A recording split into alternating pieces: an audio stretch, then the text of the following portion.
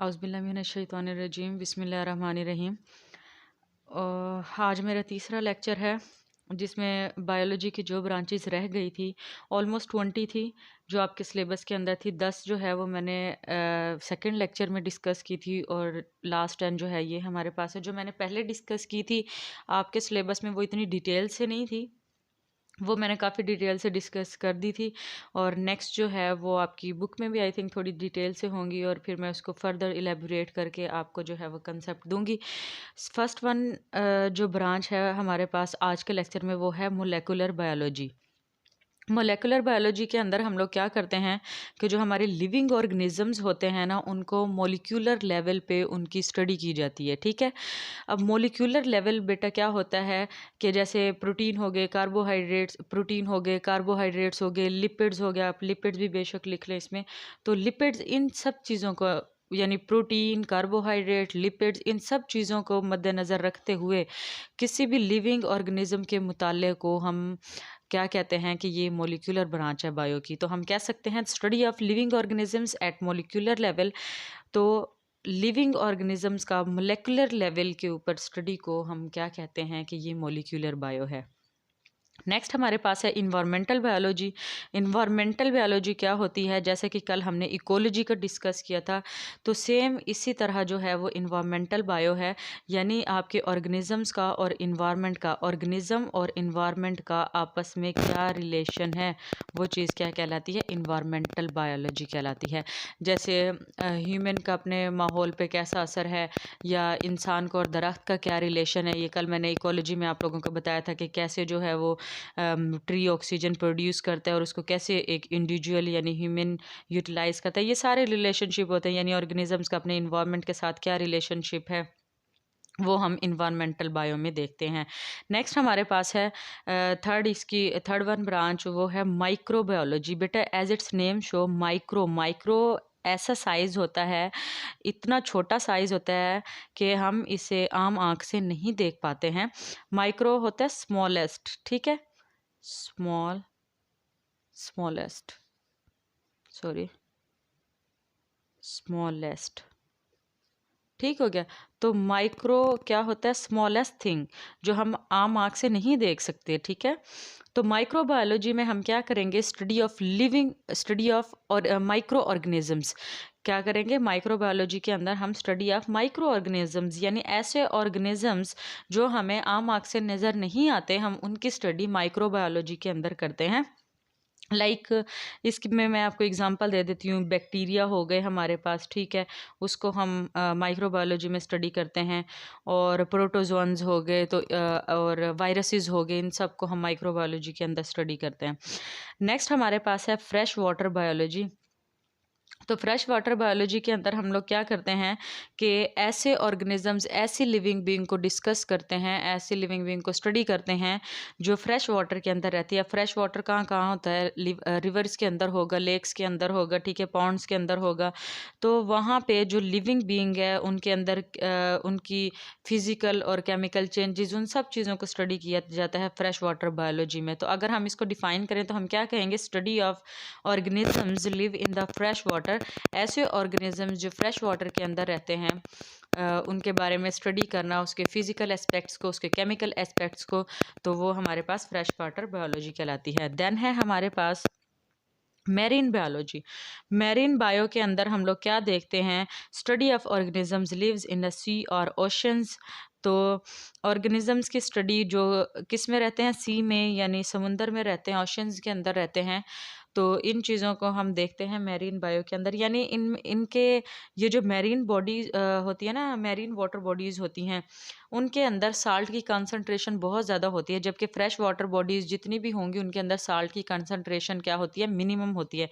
इनके अंदर साल्ट जो है वो मिनिमम होगा, ना होने के बराबर होगा, और इनके अंदर जो है, इन लिविंग बीइंग के अंदर साल्ट की एक्स्ट्राऑर्डिनरी कंसंट्रेशन जो है वो होती है। बाकी मैरीन बायोलॉजी के अंदर आप जो है अरेबियन सी को स्टडी कर सकते हो, या जैसे फ्रेश वाटर बॉडीज़ है इसमें रिवर लेक्स को स्टडी करते हैं, तो यहाँ पे रिवर रावी भी इसकी बहुत बड़ी एग्जांपल है। रिवर रावी, दरियाए रावी जो है उसके अंदर हम बहुत ज़्यादा फ्रेश वाटर बॉडीज़ को डिस्कस करते हैं। नेक्स्ट हमारे पास है पैरासिटोलॉजी, पैरासिटोलॉजी हमारे पास क्या होती है? Study of parasite. अच्छा, पैरासिटोलॉजी में जो हमने कहा कि स्टडी ऑफ पैरासाइट, पैरासाइट क्या होता है हमारे पास? ये एक ऐसी एंटिटी होती है जो होस्ट की बॉडी के अंदर रहती है और उसे नुकसान पहुंचाती है। ठीक है, क्यों रहती है बॉडी के अंदर? For shelter, for food. ठीक है, जब उसे सारी चीज़ें मिल जाती हैं तो वो क्या करती हैं? एंड पे नुकसान पहुंचाती हैं। ये तो आजकल की हमारे आजकल की तरह हो गया जैसे दुनिया में हो रहा है। मोस्टली क्या होता है कि आप जिसका भला कर रहे होते हो वही गले पड़ रहा होता है। क्योंकि जो आजकल का मेरे एक्सपीरियंस है या किसी का भी है कि जो आपने आजकल तो बुराई अगर आप कर दो ना तो वो हिडन रहती है, अगर आप अच्छाई कर दो किसी के साथ तो वो ज़रूर गले पड़ेगी। तो इसी तरह पैरासाइट होते हैं, एक तो होस्ट बॉडी के अंदर रह रहे हैं, उसकी मशीनरी को यूटिलाइज़ कर रहे हैं, उसकी फूड को यूटिलाइज़ कर रहे हैं। ठीक है, और उससे शेल्टर ले रहे हैं और इन रिटर्न जो है उसी होस्ट को, उसी बॉडी को नुकसान पहुंचा रहे हैं। ठीक है, ये वो वाली बात होगी आस्तीन का सांप। आगे देख लेते हैं। प्लाज्मोडियम, जैसे हमारे पास जो है मॉस्कीटो से प्लाज्मोडियम आता है। प्लाज्मोडियम जैसे ही हमारी बॉडी में एंटर होता है उसने क्या करना होता है? फूड लेनी होती है, अपनी शेल्टर लेना होता है और इन रिटर्न क्या काज कर रहा होता है? हमें मलेरिया काज कर रहा होता है। ठीक है, मलेरिया कॉज कर रहा होता है, तो क्या कर रहा होता है? हमें नुकसान पहुंचा रहा होता है। तो ये सही आस्तीन के सांप निकलते हैं। नेक्स्ट हमारे पास क्या है?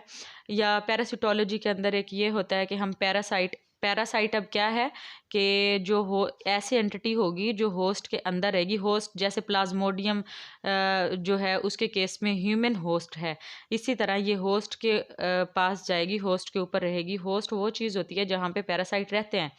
पैरासाइट वो एंटिटी होती है जो होस्ट की बॉडी के अंदर रहते हैं या होस्ट पे रिलायबल होते हैं अपने फूड शेल्टर के लिए और इन रिटर्न होस्ट को नुकसान पहुंचाते हैं। ठीक है, नुकसान पहुंचाएंगे ये in return.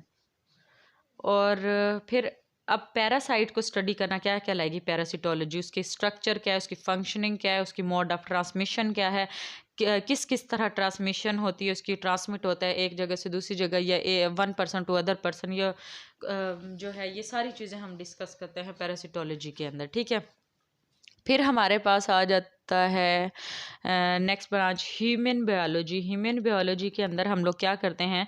Study of human being. Definitely human being का हम स्टडी करते हैं। किस चीज़ के बारे में स्टडी करते हैं? उसकी जेनेटिक्स, उसकी जीन, उसकी विरासत, उसकी एवोल्यूशन, जिद्दत, उसकी हिस्टोलॉजी, टिश्यूज़ के स्ट्रक्चर्स, उसकी एनाटॉमी, इंटरनल स्ट्रक्चर, उसकी मॉर्फोलॉजी यानी उसकी शेप, ज़ाहिरी शख्सियत, ये सारी चीज़ें। यानी आप अगर मैं आपको थोड़ा प्रिसाइज करके बताऊं तो ह्यूमन बायोलॉजी के अंदर हम सारी ब्रांचेस को अगेन डिस्कस करते हैं बायो की। नेक्स्ट हमारे पास है सोशल बायोलॉजी। सोशल बायोलॉजी हमारे पास क्या होता है? Study of social behaviour of human being. Human being का सोशल बिहेवियर क्या है? एक कम्युनिटी के अंदर किसी भी कोई भी कम्युनिटी है, इस कम्युनिटी के अंदर ह्यूमन का क्या रोल है, ह्यूमन का बिहेवियर क्या है, वो हम सोशल बायोलॉजी के अंदर डिस्कस करते हैं। ठीक है, नेक्स्ट हमारे पास है biotechnology. Last but not the least, biotechnology, use of living organisms for the benefit of Mankind. Living organisms को जो है वो इंसानियत की भलाई के लिए, इंसानियत की फलाह के लिए इस्तेमाल करना क्या कहलाते हैं? क्या कहलाती है? बायोटेक्नोलॉजी। यानी साइंस की, बायो की एक ऐसी ब्रांच जिसमें हम लिविंग ऑर्गेनिजम्स को यूज़ करते हैं, इस्तेमाल करते हैं ह्यूमन की फलाह के लिए, इंसानों की खुशहाली के लिए, प्रॉस्पेरिटी के लिए। जैसे प्रोडक्शन ऑफ एंटीबायोटिक्स, बहुत सी डिजीज़ ऐसे होती हैं जो एंटीबायोटिक्स से ठीक होती हैं, तो ये बायोटेक्नोलॉजी के थ्रू आते हैं। यानी हम लिविंग ऑर्गेनिजम्स का इस्तेमाल करते हैं और ये फ़ायदा किसको हो रहा होता है? इन रिटर्न ह्यूमन को हो रहा होता है। इसी तरह इंसुलिन जो डायबिटिक पेशेंट को, शुगर के मरीज़ों को दी जाती है, वो भी बायोटेक्नोलॉजी के थ्रू ही प्रोड्यूस करवाई जाती है। यानी लिविंग ऑर्गेनिजम्स का यूज़ किया जाता है।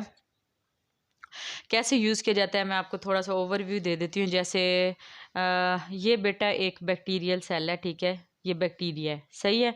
तो अब ये हमने कट कर लिया है ह्यूमन के अंदर से जो जीन इंसुलिन प्रोड्यूस करती है, तो ये हमने एक जीन ले ली, यानी वो पार्ट ले लिया ह्यूमन का, ह्यूमन की जीन का वो पार्ट ले लिया जो इंसुलिन प्रोड्यूस करता है। ठीक है, अब इसको हमने क्या करना है, बैक्टीरियल डीएनए के अंदर इंसर्ट करवा देना है। यहाँ से बैक्टीरिया का डीएनए काट देंगे और ह्यूमन का इसके अंदर डाल देंगे। ये ह्यूमन का हो गया अब, और ये बैक्टीरिया का अपना था, जैसे यहाँ पे बैक्टीरियल सेल में शो किया गया था, तो ये बैक्टीरिया का अपना था। और ये जो ब्लैक वन है ये क्या है, ह्यूमन की इंसुलिन प्रोड्यूसिंग जीन है। अब बैक्टीरिया में ये प्रॉपर्टी होती है कि वो रेप्लिकेट करते हैं, ठीक है। रेप्लिकेशन की प्रॉपर्टी, अगर आपने रेप्लिकेशन पढ़ी हो तो इससे क्या होता है, नंबर ऑफ कॉपीज़ जो है वो जनरेट होती हैं। तो बैक्टीरिया जब रेप्लिकेशन करेगा, रेप्लिकेट करेगा, तो इसकी नंबर ऑफ कॉपीज़ इंक्रीज़ करती जाएगी और इन द एंड हम इनसे एक्सट्रैक्ट कर लेंगे जीन इसको, इंसुलिन को, और वो इंसुलिन डायबिटिक पेशेंट को देंगे। आई होप आपको समझ आ गई होगी। अगर आपको कुछ भी समझ नहीं आता तो आप अगेन मुझसे जो है वो पूछ सकते हैं कमेंट्स में।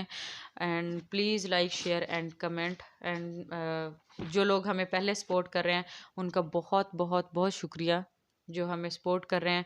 जो नहीं कर रहे तो उनसे यही रिक्वेस्ट है कि काइंडली सपोर्ट करें। Thank you so much.